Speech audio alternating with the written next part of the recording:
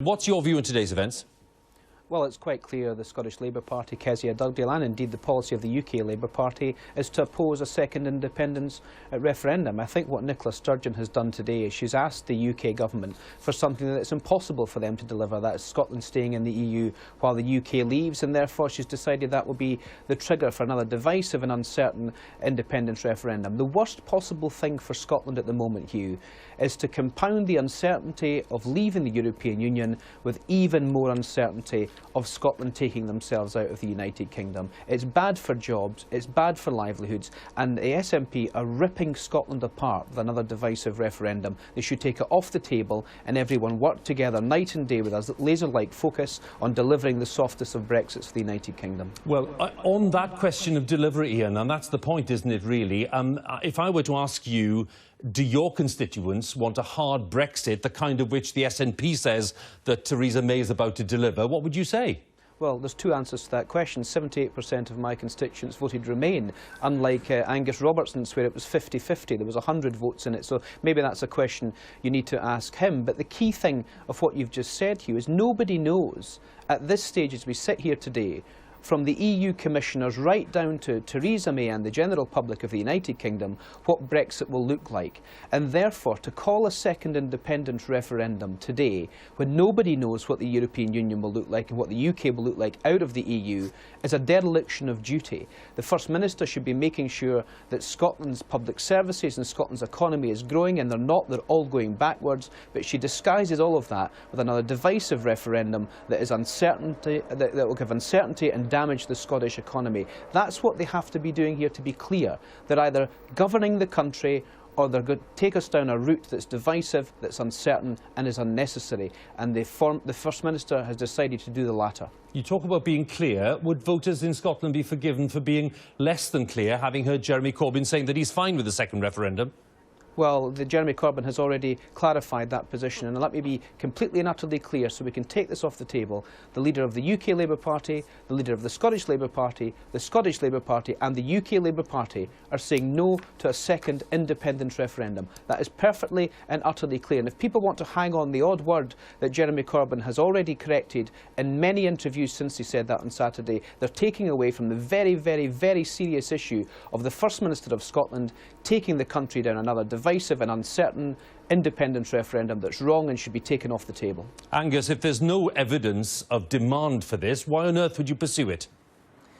Let's not live in a parallel universe here. The thing that is happening that is divisive and is dangerous and that has tunnel vision to it is the hard Brexit fixation of the Tory party, sadly being supported by the Labour Party pretty much at every turn. We had an opportunity to hold the UK government to account, to get safeguards, to insist that the British Prime Minister reach a compromise agreement with the Scottish government. And where's the Labour Party been in all of this? They are giving the Tories a blank cheque, and we are not prepared to do that. We do not want to sit at the back of the Brexit bus when Theresa May drives it off the cliff.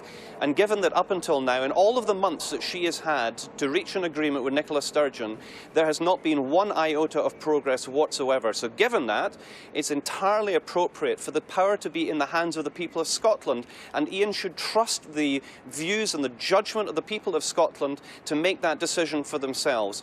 The idea that we have no idea what Brexit is going to look like is a fallacy. We know it is going to be taking us out of the single market.